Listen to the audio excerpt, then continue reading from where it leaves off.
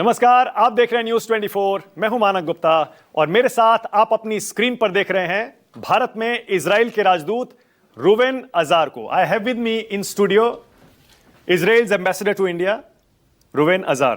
Welcome to News 24 Studios. It's always a pleasure to be here. How are you doing, Ambassador? Very good, thank you very much. Okay. Can you read the text behind us? Do you read a little bit of Hindi? Yeah. Israel Rajdut. Yes. Exclusive. Yes, that's you. That's me. Israeli Thank ambassador exclusive. Thank you very much. What we have written after that is more important. Let it just come on the screen. Here it is. Kab Rukega Yuddh. Yuddh. When will the war stop, Ambassador? Well, I think we've all seen yesterday President Trump announcing a negotiation that is going on. And this negotiation concentrates around 14 or 15 points that include all the points that we care about: the removal of the fissile material out of Iran, the zero enrichment on Iranian soil, the curbing of the ballistic missile threat, and stopping the support of Iran, of the Iranian regime to the proxies. All of these things are essential parts of what a good agreement could look like. We want. You say essential. You say essential. Absolutely. Without that, there's no ceasefire, no agreement. Well, correct? I think that in the first place, the United States has put these conditions, and they were trying to promote them before the war. Unfortunately, after decades of diplomacy, the Iranian regime did not cooperate. Now, finally, after they said that they are not going to negotiate with the United States, they are coming to the table. That's, I think, a good sign. Is that your knowledge, Ambassador, that they're coming to the table? Because all their statements reflect and say clearly that we are not talking to the United States of America. Well, it's kind of the... They are negotiating with themselves. That's what they say. I think that we have enough signals now coming directly from the Americans, whom we trust, that this is indeed going on. Of course, that this negotiation could end the war very fast if the Iranian regime comes to terms with the conditions that are set. There are also good conditions for the future of the Iranian people there. Okay, but complete removal of sanctions and other things that would allow the Iranian people to embrace the future in a much more positive way, free of international pressures. Look, this area of the Middle East could look very well if the Iranian regime renounces this quest to destroy the state of Israel and to have this regional hegemony through terror. Okay. If they renounce that, I think that the path for peace is very clear. Okay, so is that your condition, the topmost condition, that Iran should clearly say that we are not against the survival of Israeli people? They shouldn't only say that. I think we need the proof that they are going to commit to the conditions put in the American plan. I think that if these conditions are met and we see a true path to achieve these commitments and implement them on the ground, then I think we are on a good path for stability in our region. Okay, why is Israel not part of the negotiations which are happening in Pakistan or elsewhere? Why is Israel not participating in those talks? People, I think, haven't realized that throughout the last 47 years, the Iranian Ayatollah regime, this theocratic, fanatic regime, has refrained from recognizing the state of Israel, and refrained from directly engaging with Israel in diplomacy. So because of that, we have the Americans, the US, that is actually leading the way. We are, as you know, working on a joint operation, and the conclusion of this operation either will be through diplomacy and this agreement I just mentioned, or it will be, if diplomacy fails, we will just continue until we fulfill our military goals, as we stated at the outset: the removal of the existential threats, the nuclear, the ballistic missile, and of course, debilitating the regime to the extent that the Iranian people will be able, if they so choose, to embrace the future and adopt a more moderate and sensible way of policy. Okay. Is Pakistan leading the mediation efforts? What is your knowledge? What is your understanding? We hear the American Vice President J.D. Vance is already in Pakistan. There are several reports. Well, are you okay with Pakistan leading the mediation efforts? Well, I don't think it's the right characterization of the situation, Manak. I think that the situation at this point is that the United States is leading this negotiation, and they are facilitating assistance from different countries. In this case, they chose Pakistan for their own reasons.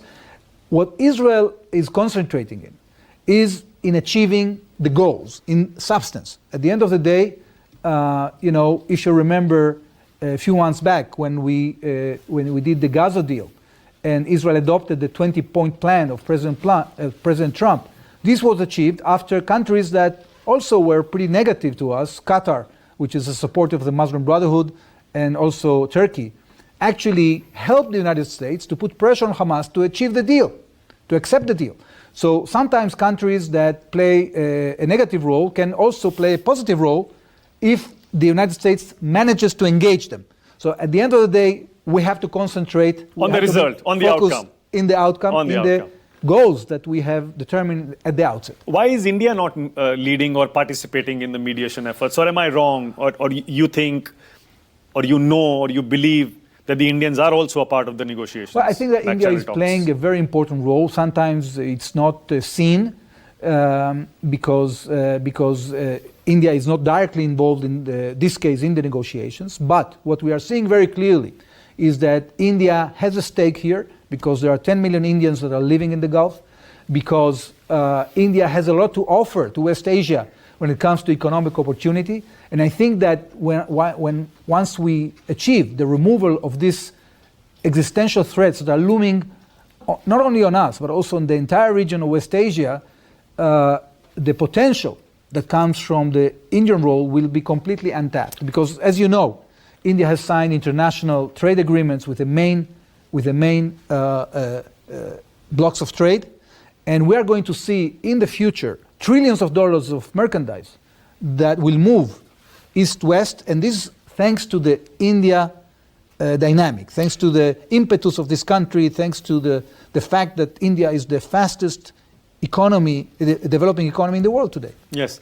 I don't believe, Ambassador, that the United States is negotiating with Iran the terms, the 15-point formula, which is viral on social media, and Israel is not part of those discussions directly or indirectly. I believe that the Israelis are an important part of the negotiations. Absolutely, because we are in sync with the United States. All these things are being done in consultations between President Trump and Prime Minister Netanyahu. They are in constant contact, and also their teams are in constant contact. So, look, this is a joint operation that we did with the United States, unlike any operation we did in the past. This is the first time that the CENTCOM, the US military, and the Israel Defense Forces are working together over the skies of the Middle East. So this is very important. We are partners. We are partners in the military action, but we are also partners in diplomacy. So you believe that the United States would not agree on a unilateral ceasefire until and unless you also say, yes, okay, we are ready? Look, this is a partnership. It's not about conditions. We are not in a situation that we have to put conditions to the United States. We are together in this. We are doing this together. Yeah, but they agreed for a back channel discussion. You did not.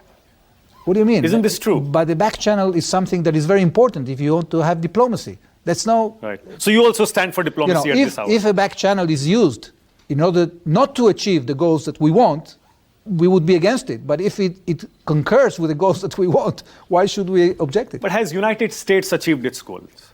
What are their goals? You've clearly spelled out your goals. What is America's goals? What are America's goals? I think that both the Americans and Israel have stated very clearly what the goals are. And we're going to stick to the goals. And we'll see. If diplomacy works, then we're going to have a ceasefire sooner than later. And we're going to have a situation in which we can restore peace very soon. If the Iranian regime will not cooperate with this plan, then both us and the United States are building the capabilities to continue this military effort. Right. Are you ready for a ceasefire? We are ready for both. Both? Yes. Whatever works out, whatever comes out of the back channel talks. Absolutely. All right. Ambassador, is Israel winning this war? Leave diplomacy aside for a moment. Are you winning or just surviving this war? No, I think that we are on the winning side because we have managed to hurt in a very, very devastating way the threats that were emanating from this regime when it comes to military capabilities. You know, people probably don't know that the Air Force of Israel and the Air Force of the United States are completely controlling the skies of Iran right now and are pounding time and again the military industry of Iran, the missile capability of Iran, the top leadership of Iran, the space program of Iran that was actually focusing on building intercontinental ballistic missiles, the nuclear capabilities of Iran. So all these things are very evident. It is right that the regime still maintains a residual capability to continue firing missiles, but not only missiles, they're firing drones, they're firing, yeah, the drones they're targeting Diego Garcia 4,000 kilometers away. Well, first of all, the drones... Why do you say residual capacity? Why? I'll tell you why. They're still targeting Israel and the Gulf countries left, right and center, aren't they? I will explain. Yeah. We are saying this residual capacity for several reasons. First of all, their drones are not really threatening Israel. We are neutralizing all the drones that are being fired from Iran. The second, when it comes to ballistic missiles, their capability to fire at Israel has actually deteriorated from about 200 per day at the beginning of this confrontation to about 10 to 15. Okay, so it's a very dramatic reduction. Drop. Yeah, drop. Third, Israel is intercepting about 90% of the missiles. It means that still you have some missiles that are falling. It means that each time that they fire a missile, people have to run to shelters because we don't know whether the missiles will be intercepted or not. But when you compare the damage that was caused to Israeli buildings, for example, in this confrontation compared to the confrontation back in June, it's about 10 to 15%. So actually, the capability of the regime to throwing havoc, they are trying to project as if Israel is in flames, but this is not the case. It's not the case. Of course, you cannot underestimate or understate the fact that we had 20 Israelis that were killed. Unfortunately, yes. We had hundreds of wounded. We have damage to about a few thousand flats. They're targeting Dimona. Okay, they are targeting many things. They are not hit. It's not necessarily hitting. Okay, right. So at the end of the day, the level of destruction of the entire capability of the regime, including more than 120 ships, including their entire air force, their entire industrial complex, all of that is destroyed, and I think is going to get this regime debilitated substantially, not only for now, but for the forthcoming. So that's how you define victory in this war, that you've dropped their military capabilities by 70, 80, 90%. Is that victory for you? Absolutely, Ambassador? And we hope, and look, we have to understand this. Until the 7th of October, Iran was completely immune from Israeli attack because they had all these proxies around Iran, Hezbollah with 150,000 rockets and 15,000 commandos that were ready to invade Israel, Hamas with tens of thousands of rockets and commandos that were threatening to invade Israel, with the capabilities of the Houthis, with the Iraqi militias, with the Assad regime that was supporting them. And the Assad army was one of the biggest conventional armies in the Middle East. So we peeled off layer by layer the capabilities of Hamas, of Hezbollah, of the Assad regime that was toppled, of the Houthis, and of Iran itself. So this is a huge victory. It took us 2 years and a half to reach this point. But are you not changing the goalposts now, Ambassador? Absolutely because United States and Israel both clearly said in the media and otherwise that their aim was to end Iran's nuclear program, end their missile program, and a regime change. Nothing has happened. None of that has happened. No. How's that a victory? Second. First of all, the first two goals that you mentioned have happened because we took back for years their capability to produce nuclear weapons. Because not only that the enrichment facilities were hit, also the conversion facilities were hit. Also, many elements of the military side of the program were hit. So they were a few weeks away of the capability of producing a nuclear arsenal, and now we took them back years. Okay. How many years? We don't know, but several years. Number one. Number two, when it comes to their ballistic missile capability, we destroyed the entire ballistic missile industry. Okay, so they were capable of producing several hundred ballistic missiles per month. They cannot do it anymore. Okay, so these goals are being met. Now, regarding the regime change, what we said is not that we are going to change the regime. We said that we're going to debilitate the regime to the extent that the people of Iran, if they choose so, they will be able to revolt against this regime that has been oppressing them for so many years. So now, the question is whether, in addition to our military victory, we can also achieve a diplomatic outcome. Okay? And this is the negotiations are about the diplomatic outcome, because I think that it is not in the interest of the Iranian people to continue this situation of war. I think that so you don't want a regime change anymore. Iran, I didn't say that. I think that you still want that. I think that it is the right of the Iranian people to choose their future, and the regime that has been ruling them for the last 47 years have devastated their country. Okay, and it's in the interest of Israel. Who would you like to see in power in Iran? It's not a matter of whom. It's the matter of the character of the regime. Okay, if you have a situation in which you have a regime that, instead of developing the economy of the country, is concentrated in constant war against Israel and other neighbors, that is not conducive for the future of the region. But if this regime changes course, or whoever comes changes course and uses the amazing amount of resources that this country has, that Iran has, so isn't that in order to build a country instead of destroying it, then that would be an ideal thing. We hope that diplomacy works. Isn't that a climb down, Ambassador? Because you wanted a regime change. Now you want the same regime to change its ways. We said it very clearly. We want to see a change in Iran, whether it's a change of the regime or the change in the regime. Okay. What we said at the outset is not that we are going to invade Iran and impose our own will. We said that we are going to debilitate this regime, and guess what? This is exactly what is happening. Okay. Because and I want to remind you that when this confrontation started, the Iranians were not engaging in negotiations.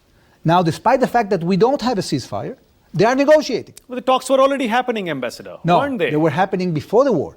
Yes, but 2 days before the war. But these negotiations were futile because the regime was refusing to accept the terms that they are discussing now.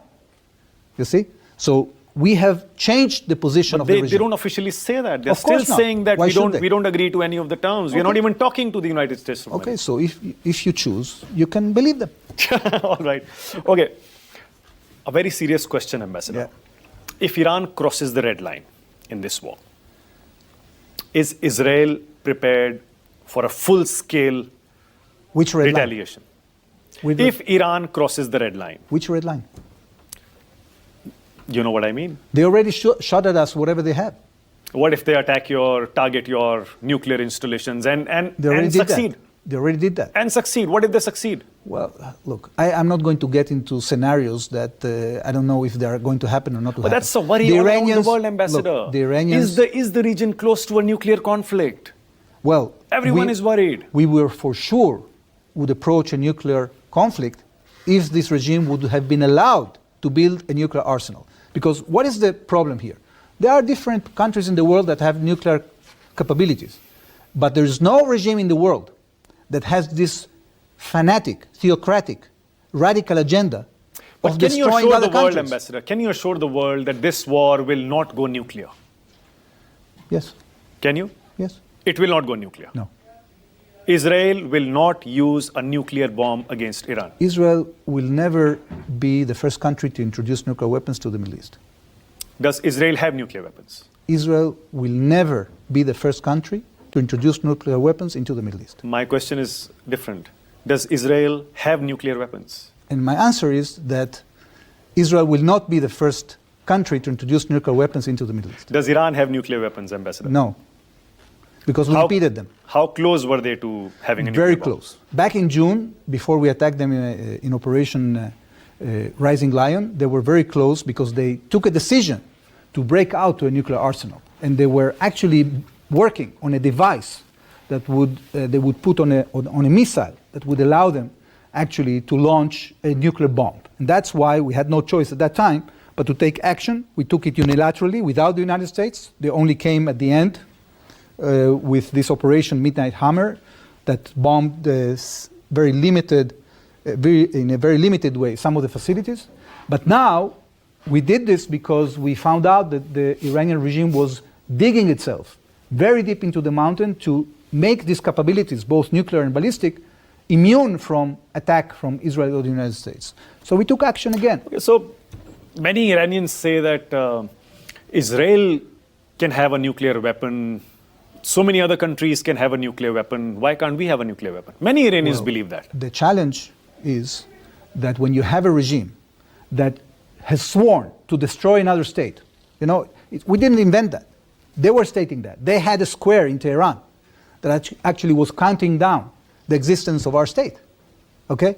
So when you have a combination in every security situation, you analyze the threat when you look at capabilities and you look at intentions. Unfortunately, the intentions of this regime was to annihilate the state of Israel. And we had no choice. We had to take it seriously. So it was a preemptive strike. Absolutely. That's why you started the war, because they were close to targeting you.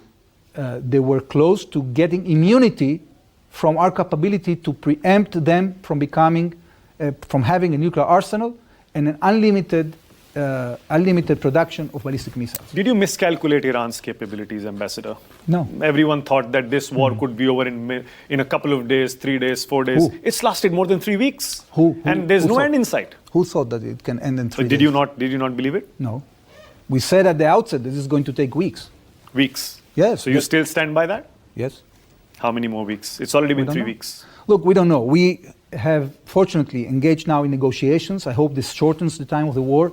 I think that it's a common interest of the entire international community to see, on the one hand, the world free from these terrible threats, but on the other hand, also to have a cessation of hostilities as soon as possible. All right. Still, do you have a rough idea? How many weeks? How many months? It depends on the result of the negotiations. I think that we all saw that the Americans are moving actually additional capabilities to the Gulf. We are determined to continue working on the military side. The Prime Minister of Israel has stated that very clearly. So we have to get prepared also for the negative scenario in which the negotiations will fail. All right. Ambassador, you say you are winning the war. Aren't you losing the narrative war? Not just in the Arab world, but also throughout the world. No, I don't No think country so. is standing by you in this war, Ambassador. Oh, that's not true. How many? Okay. First of Tell all, me. you Names. have seen. Give me names. Okay. First of all, you have seen many statements coming not only from the United States but also from European countries that they are actually satisfied from the fact that these threats are being dealt with. We've seen the UN Security Council actually condemning Iran, not For their condemning attacks, Israel. yes. For their attacks, yes. Did you see the UN Security Council condemning Israel? No. Okay, that tells you something.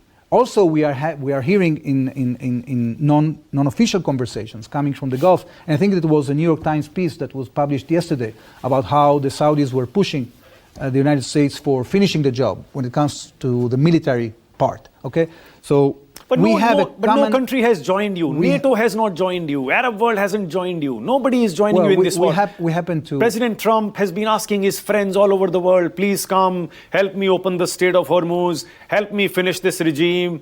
But nobody has come forward. It's just US and Israel. Why? Well, I think that the US and Israel here are doing the heavy lifting for the rest of the international community. I think that eventually we are seeing now that more countries, including 20 countries that have signed a joint declaration of willing to join an international effort to actually secure navigation in the Straits of Hormuz. That's a very positive sign. But no country would join you in the war, Ambassador, as far as No, we haven't seen that. I think that we have the capability to deal with that. And eventually we are doing a service for ourselves, but I think we are doing a service for the world as well. And as I told you, the fact that these terrible threats are going to be removed is going to give opportunity for everybody, including to India. But you don't feel isolated in the world. No.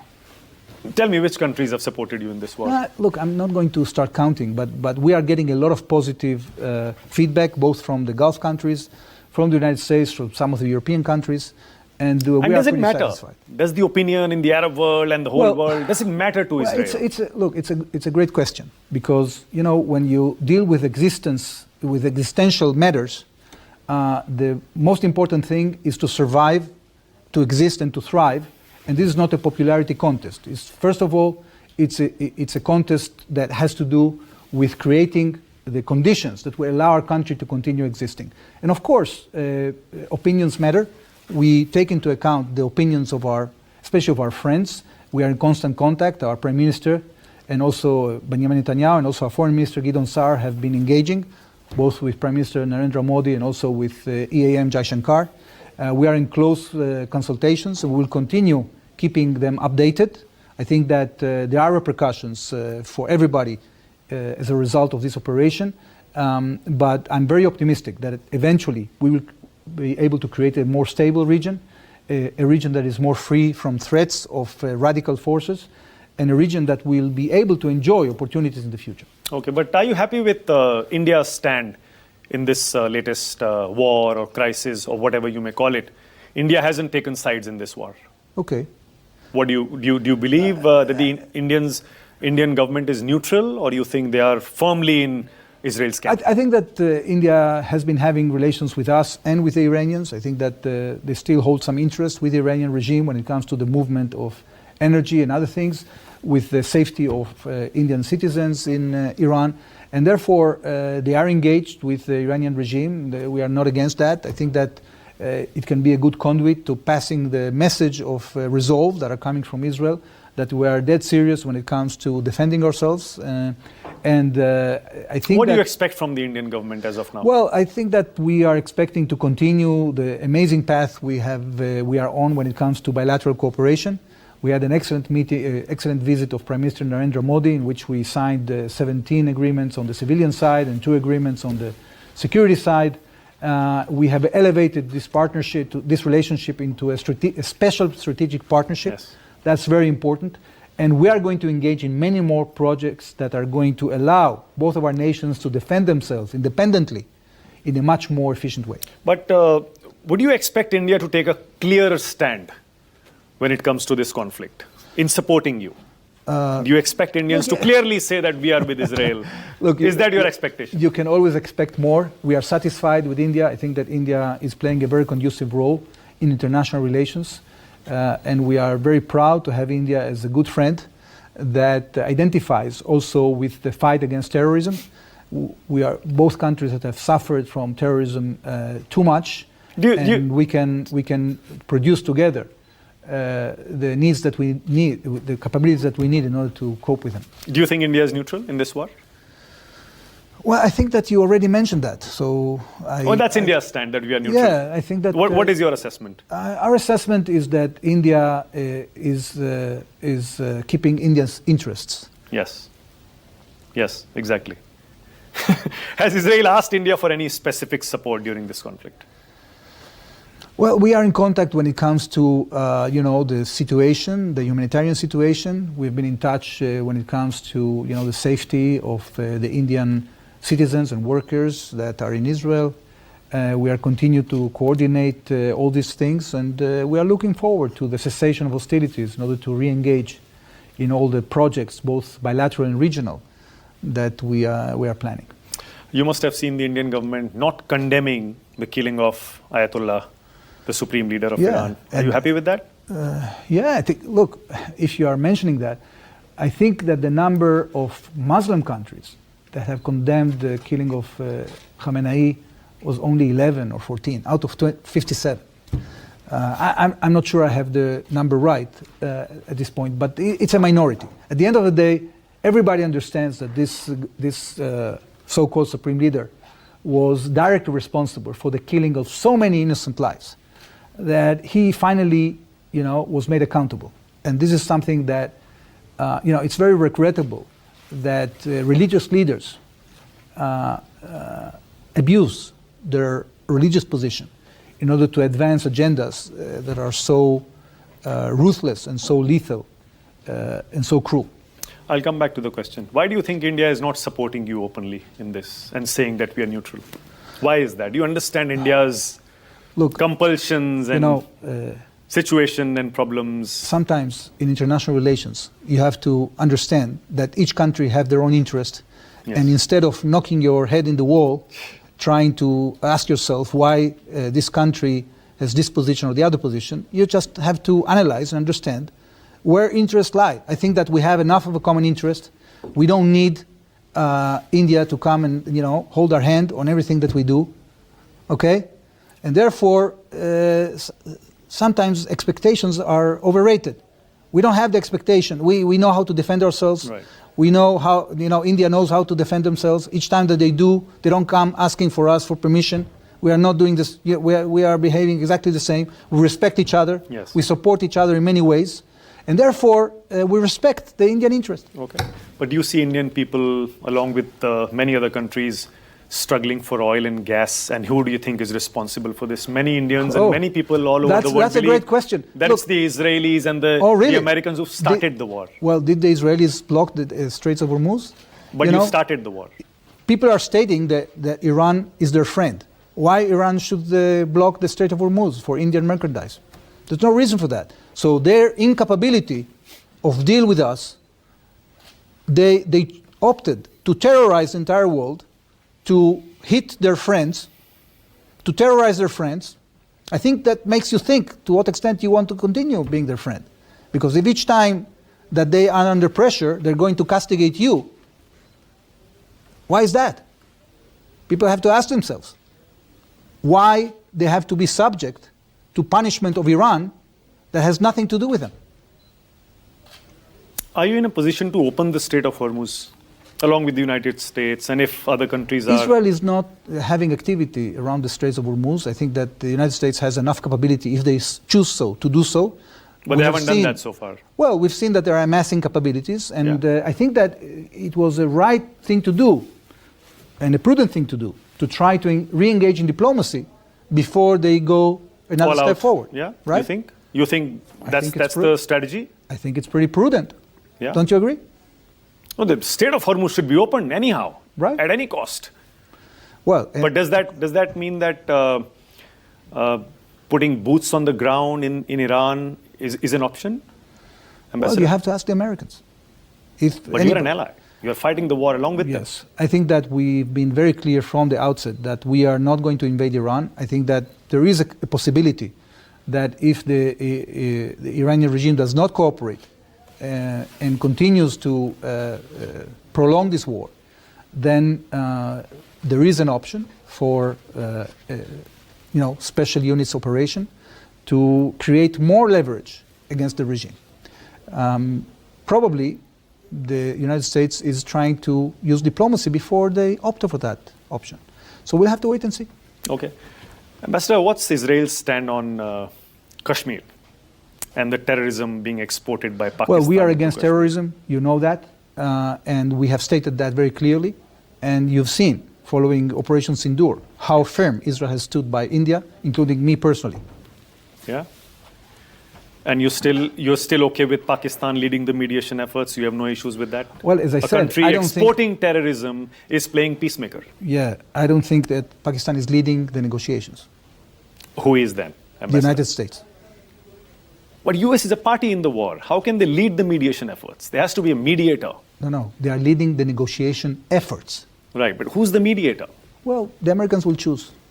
We hear Egypt, we hear Qatar, Turkey, Pakistan. What is your knowledge? Well, we've seen during the negotiations to release our hostages and finish the war in Gaza, the United States used mediators that we didn't necessarily like the Qataris or the Turks that have been playing a negative role by supporting Hamas and the Muslim Brotherhood. But eventually, they brought, thanks to their pressure and the pressure the United States put on them, Hamas has agreed to release all the hostages. So sometimes you have in diplomacy to be wise and not to refrain from doing things that would undermine your interest. At this point, the Americans are leading the negotiations in the way they see fit. We trust them. They are coordinated with us. And we are sure that thanks to our military effort that we've been putting jointly and the diplomatic efforts that the United States is putting, that we'll get to a good outcome. Was this war preventable, Ambassador? Of course. Yeah? Of course. If the Iranians would have come to the table and renounced this terrible ideology of trying to destroy the state of Israel, all right, annihilate the state of Israel, of taking over 4 Arab capitals, of instigating terrorism and instability, then the war would have been preventable. Okay, 2 more questions, Ambassador. Last 2. Do you regret the civilian casualties in this war, especially the schoolgirls who were killed in Iran, in bombing which was carried out either by the United States or Israel. It is very tragic to see civilian casualties. Was it the American missile or well, I don't know. Israeli? I don't know. I think that we haven't seen enough evidence coming out to determine what happened there exactly. What I can tell you is that we have a policy of avoiding civilian targets. I think that you can clearly see that out of thousands and thousands of raids that we had over Iran, the rule has been that we target the military targets, and the exception is incidents like you saw, like you mentioned, that are truly regrettable and tragic. And we have the duty to try to minimize them. But unfortunately, this is the result of war.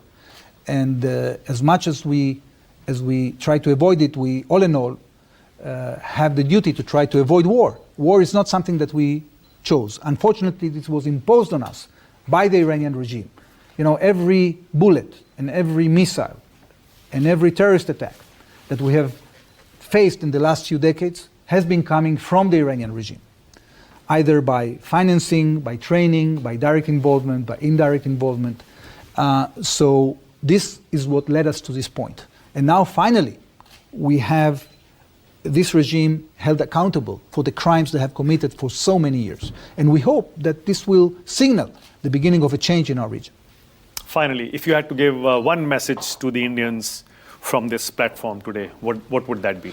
Well, I think that all in all, when this war is over, you will see a situation in which the threats over the West Asia will be removed, and the Indian people will be able to enjoy the many opportunities that emanate from cooperation between India and the countries of West Asia. I hope this day comes soon, and I'm sure that together we will be able to untap all of them. All right, Ambassador, thank you so much for coming to the studio. Thank you so much. Thank you. I enjoyed it. I really enjoyed the conversation. Thank you.